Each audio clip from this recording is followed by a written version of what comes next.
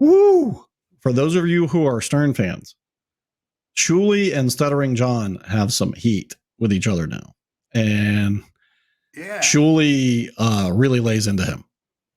Okay. That's I mean, that's all I'm gonna give you. Shuli really lays into him. There's a lot of there's YouTube videos out there about the feud. Yeah, well, everybody's probably seen that video. I know I'm off track from January 6th here, but I'm going to take a side note here. I'm going to take a side note here. So interesting. I'm going to take a side note here. Like, so when we were in LA in October of 2019, Stuttering John found out where the hotel we were staying at out there. So he shows up in the lobby of the hotel. Well, Memet and I were going. Memet and I did this didn't even get played on. This didn't even get played on our Stern. Memet and I went and did the OJ tour in LA with the guy that drives you around in a white Bronco to all the OJ spots. Oh my God. In a white Bronco. Yeah. And we recorded it. It was awesome. But Memet and I that's where we were headed that night. Mm-hmm. And John comes into the lobby with his microphone, and you can see the video. Like, he's following Shuli around with his mic and camera.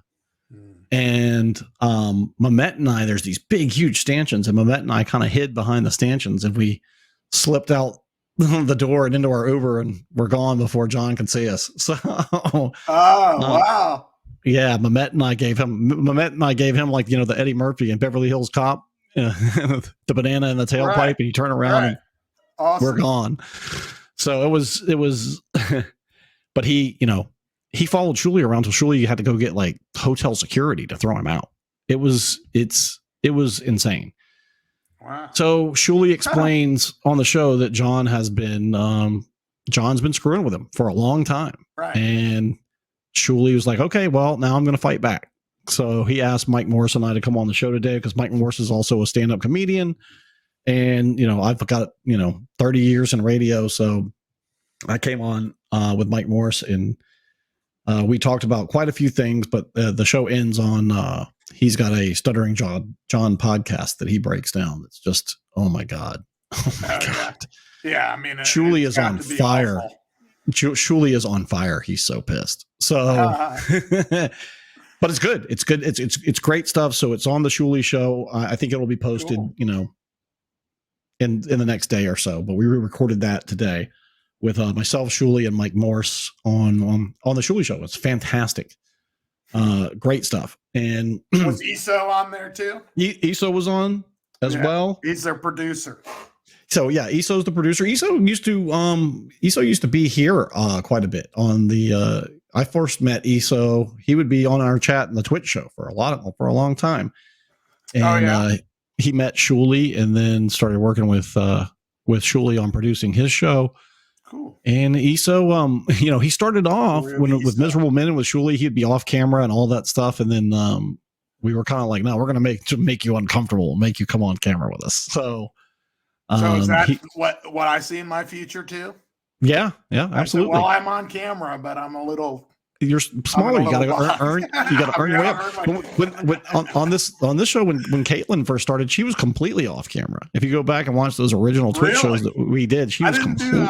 I produced videos, but from some of the old stuff. But I guess it was after that when.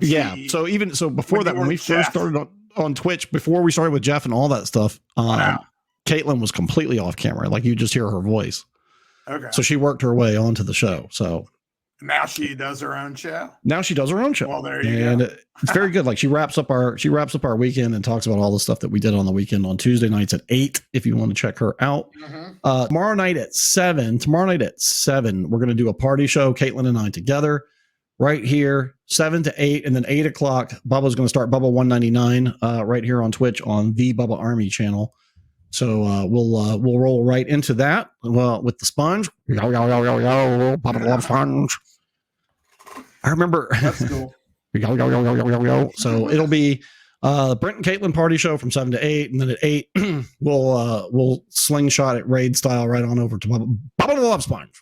So it is it's nuts. And tonight's hearing is going to be, back to this January 6th awesome. I think it's going to be like the best, better than the Herd Depp trial. Yeah. For well, TV. For people that know about actual politics, it's going to be really interesting. If you know all the names and everybody and you followed this, it's going to be really interesting. And for the general public that hasn't, I'm interested to see how they set this up, because, when you're an attorney and you have to go in front of a jury for a criminal case, you're dealing with the average public, because most of us know how to get out of jury duty. Right. You're dealing with the average public, and most people have never heard of the case. They don't know what you're talking about. You've got to start from the beginning and kind of set the whole thing up. And I'm just interested to see how they're going to do that. Right. I think it's going to be because there's going to be all this footage. Well, the footage, I think you're right. I think the footage is the way to go, because the footage is how you actually respond to that. Yeah. Because we all want to see pictures. That's the way Americans are. We want to see pictures. We want you to tell us a good story and show us the pictures that go with it. That's how it goes. Like, we all love the documentaries. We like, if you haven't seen it, although it's based on true events, the series about the Lakers in 1980, fucking awesome. It's amazing. It is amazing. It is a really great show. It's called Winning Time, about the Los Angeles Lakers, and when they drafted Magic Johnson and Jerry Buss took the team over. It's fantastic, but it's dramatized real events. And I think that to get the public on your side, you've got to dramatize real events. And I've been watching this show. It came out in 2019, actually. This show called The Godfather of Harlem, about Bumpy Johnson and his fight with the Genovese crime family, and Malcolm X is in it. And what they show about Malcolm X is he knew that he had to dramatize real events and get people actually worked up to even get his message across. And that's something that the Democrats, again, have not done a good job at. So he became a storyteller. Yeah. Like, Malcolm X became a fantastic storyteller and a fantastic orator in the way that he got people's emotions worked up is why he was able to have success. And that success also brought him his death, because he was having too much success. And, the leaders of the Nation of Islam didn't like that, so they had him killed. But you can see in this this dramatization of what was going on in Harlem, and this is 1963, that there's a politician who's a Christian minister, there's a gangster, and there's Malcolm X, who's the Muslim, who's the spokesperson for the Nation of Islam at that time. And you can see that all three of them are running PR campaigns at the same time that they're trying to do the things that they're doing. It's crazy. It's crazy. Yeah. And it's crazy how the human mind works. But the human mind, when you're told a story and you're told anecdotes, that's what you respond to. You really fucking respond to that kind of stuff. And that's what goes on. So people, tonight at 8 p.m. at the top of the hour is the January 6th committee. There's mostly lawyers on this committee, like Ted Lieu and Adam Schiff.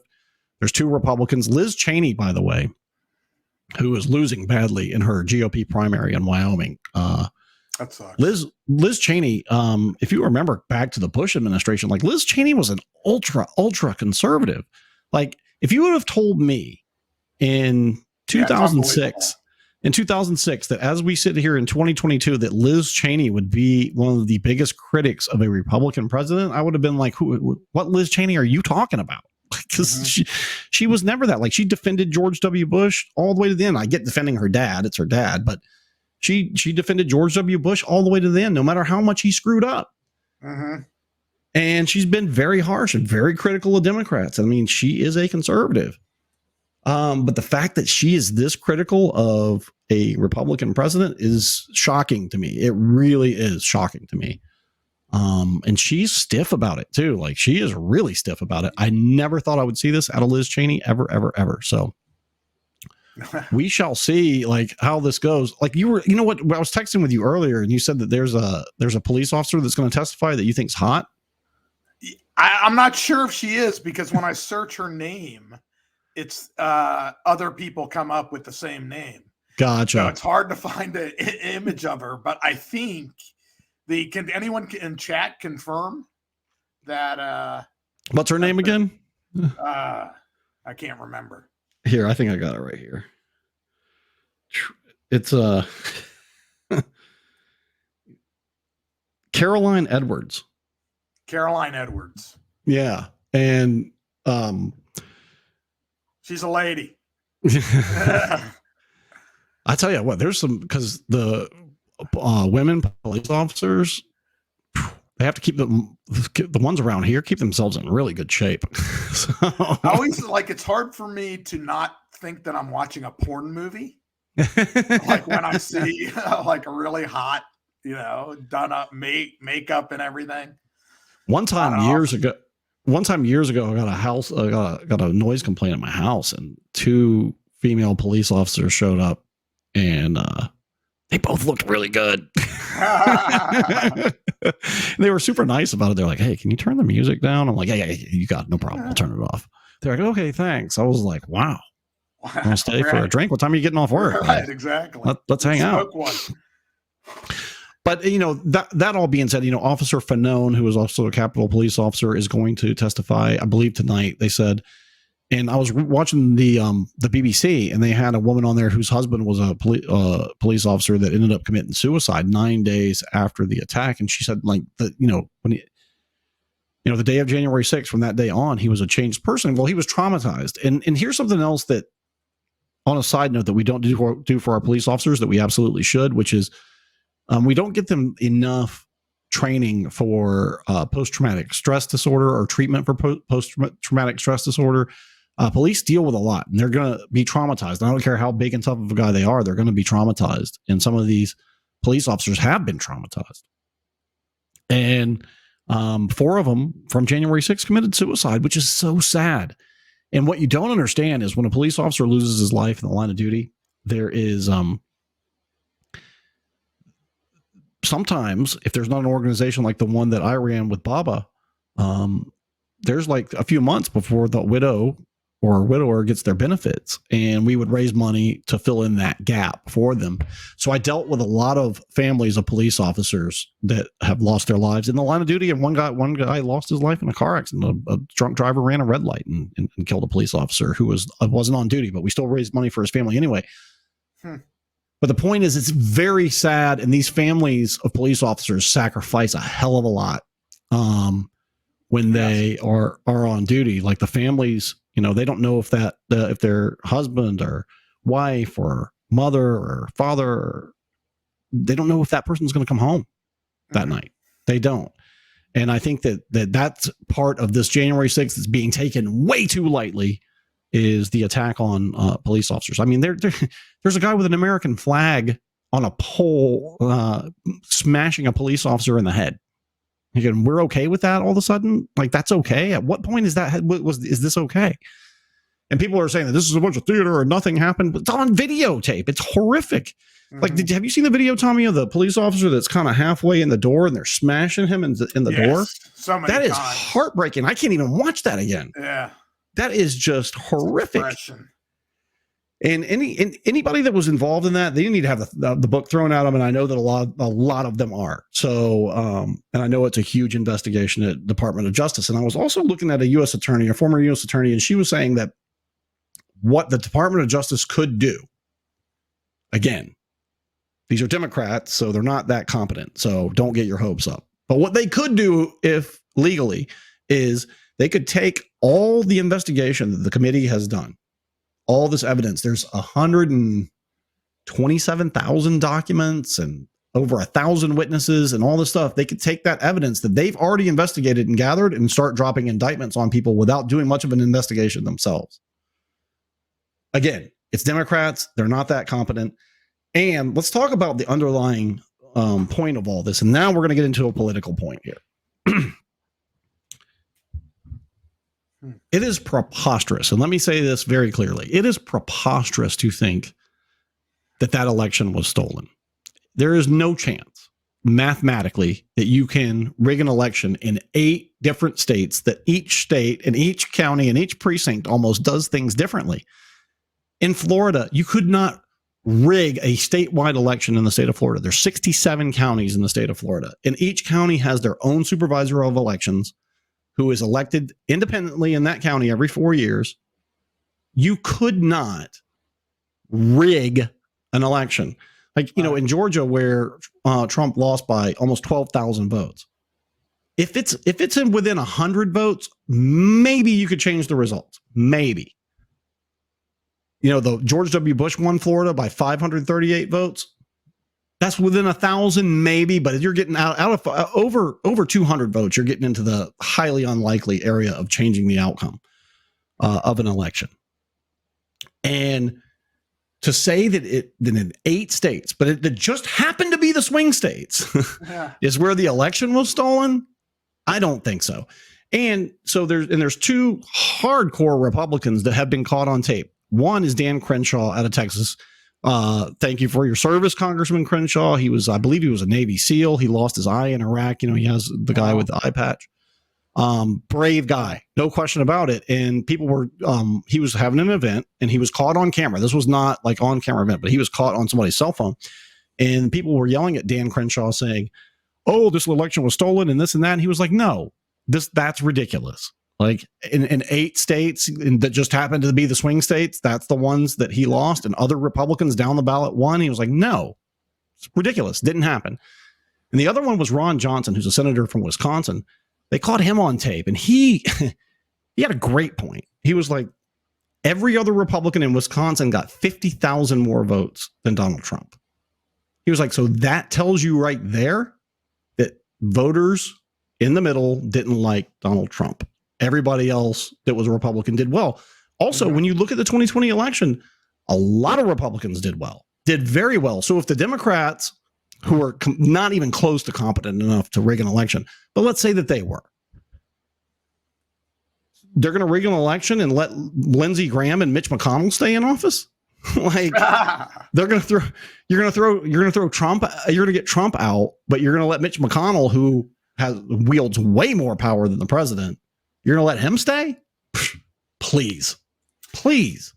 But everybody knows now that the way to rig an election is to create bots on social media. See, now you're getting into something that's within the realm of possibility, because actually changing votes, it's not gonna. It's a statistical impossibility, and you can also look at 2 other factors too. One is the exit polling matched. Number 2 is when you look at the census data that came out. The census data of what the demographics of the population are in those states that are swing states shows you that the actual demographics in those states changed so much that it did actually affect the election. So those 2 things show you right there. But now you bring up, Tommy, it's a great point, that bots and algorithms can completely change a narrative. So, and I'll give you a perfect example of what you're talking about. So 80% of Americans feel like and felt like it's time to get out of Afghanistan. And they felt that way for a long time. So, and I will absolutely 100% stipulate that Biden, he didn't go about it the best way, getting out of Afghanistan.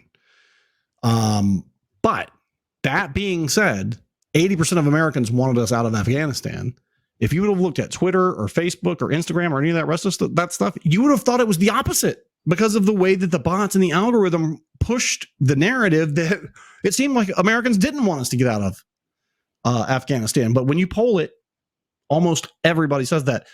Now, listen, I'm not for gun control. I am really not. But a lot of Americans are for things like background checks, raising the age to buy a weapon like an AR-15. There's some gun control measures that Americans are overwhelmingly for. But if you look at the bots and the algorithms and social media, you wouldn't think that at all. You think the opposite's true. So any narrative that the news or corporations want to push, they can do it with the bots and the algorithms. And now that information is a country. Yeah. And do it as well. Absolutely. I think Russia and China both push the bots and the algorithms and the AI to do things for them. I think that countries like with a little more integrity, like Japan and South Korea and the United States, I think we do it to an extent, but not to the extent that China and Russia do it to control their critics. And there's a lot of things that the bots and the algorithms can do to you without you even realizing what's going on. And by the way, I knew way back when we started this show, and even before that AI was going to be a problem, artificial intelligence, and it's a bigger problem than I ever imagined. And it is dividing the country almost as much, if not more, than politics, because what the AI is designed to do is to keep you on the screen. And the more it keeps you on the screen, the more money that corporations make. And the way they keep you on the screen is through negativity. Negativity is what keeps you glued to the screen. Yeah. So tonight should be interesting. We will, next week there's going to be Monday, Wednesday, Thursday hearings on Capitol Hill about this as well. So this is going to stretch into next week, and I will. I'm absolutely going to keep up with this, and we're going to do more shows. We'll do a series of these where tonight we're just, I don't know what to expect, but with a TV producer, I expect it's going to be some theatrics, which you can say what you want about that, but the Republicans have done the Democrats on theatrics for a long time, and the Democrats are going to attempt to change that. And you saw when the Mueller investigation came back, he had 10 times that he had where he felt like Donald Trump had obstructed justice. But that Mueller hearing, he was so non-theatrical that it was a complete flop. Now, could tonight be a complete flop? Absolutely. Do I think it's going to help the Democrats politically? Not one bit. But does it need to be done? Yes. We need the record set straight, and somebody at the Department of Justice needs to do something to people other than just the people that were the ham and eggers showing up to the Capitol to raid the Capitol. So, anything else you got for me, Tommy, before we wrap this thing up? Yeah, we got Donkey Teeth Bits. What does he say? I keep telling people we voted to get rid of daylight savings time in Florida, and the state just decided they wouldn't do it. If they ignore your vote on daylight savings time, you think they're going to let you control anything important? That is a great point by Donkey Teeth. That is a fantastic point. I think he's absolutely right. Like if they're not even if they're not even willing to respect your vote on something like daylight savings time, they're not going to let you control anything important. And as a matter of fact, I'm about to finish up this book called The Creature from Jekyll Island, which is about the creation of the Federal Reserve and the income tax. And holy smokes, man. Give that book a read or a listen. The Creature from Jekyll Island by Edward Griffin. Holy shit. It's crazy. It is crazy what is done. Our money, this fractional reserve banking that we have in this country, our money is created out of thin air. And it is used, the Federal Reserve, the stock market, inflation, and all this is used to control you. It really is. It's insane. And Donkey Teeth couldn't be more right, because they're not going to let us control anything that's important. Nothing. But as a political observer, tonight is going to be interesting on a political level, but I'm more interested on the legal side of it. The legal side of it is what's interesting to me. The British documentary filmmaker who will be testifying tonight. Yeah. Is named Nick Quested. So he quested and went undercover. Oh, wow. That's insane. So do you think, are we going to see clips from this filmmaker tonight? No, I think that's what I think it's going to be. That's what I think we're going to see. And There's a lot of clips from what he took being undercover and what he witnessed. Oh, yeah.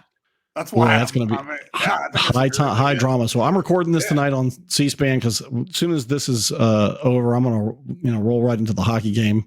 The Tampa Bay Lightning and the Rangers are 2-2. In the Eastern Conference finals for the NHL, the winner will play the Colorado Avalanche in the Stanley Cup finals. So both of these teams have won. They're both their home games, and now there's a game at Madison Square Garden, then Tampa, and then if needed, then Madison Square Garden again. So I think this game is going to go 7, and it's going to come down to the end. I really, really do. Wow. And I think this is going to be a crazy series for both teams. And Colorado has only lost 2 games this whole playoffs. Right? They said they just swept, right? Yeah, they swept the Oilers. They lost 2 games to the St. Louis Blues. That's it. They both. I think they're like 18-2. So it's wow. They're hot. Yeah, they're on it. So Colorado's playoff time. Colorado's going to be tough to beat. So here's a reminder for everyone: tomorrow night, 7 p.m. to 8 p.m. live party show with Katelyn and myself, and we'll roll right into raid style into Bubble 199. And we'll get your Friday night going. Tonight, coming up at the top of the hour, you've got 2 possibilities of TV to watch, which is the hearings on Capitol Hill about January 6th and the New York Rangers hosting the Tampa Bay Lightning for Game 5 at Madison Square Garden. So I know I didn't get to your comments tonight. Tommy read Donkey Teeth, but I wanted to come on here and discuss with me. Oh my God, I'm going to take a look at the comments here really quick. All right. Holy smokes. 80s Boy 4 said, I hate daylight savings time. I'm with you on that one. He says, we're all just a number and a commodity. At Radio Gaga, bring the funnel. Yeah, we'll bring the funnel. I got some beers today. See you tomorrow night, Donkey Teeth. See you everybody tomorrow night for the party show with Katelyn and I. And then we'll roll into Bubba 199 with Bubba the Love Sponge on the Bubba Army on Twitch. Well, let's see if the my guess is no. Let's see how competent if the Democrats are at all competent. Let's see how competent they are. We'll see all that tonight. Thank you all for being here. I'll update you via text during the. Oh yeah, definitely do that. Definitely do that. Yes. Stay up with me during on text. I will see you all very soon. I will see you all on. I'll see you all. We may try to jump on here Monday. Tomorrow night for the party show. Yeah, tomorrow party show, and then we may try to jump on Tommy Monday to talk about January 6th some more because we'll have actual hearings. So enjoy, everyone. Donkey Teeth, you're right. If they don't let us even control daylight saving time, what do you think they're going to let you control? Absolutely nothing. But hey, maybe this will be interesting TV nonetheless. Maybe we'll be entertained. All right. Oh yeah. It's a good one. Oh yeah. To quote the great Henry Rollins, we want you to live 2 ways, long and strong. Good night, everybody. That's the man, Brent Hatley. I love that dude. This show is fucking trippy, man. It's fucking. You need some mushrooms and some acid and watch this show.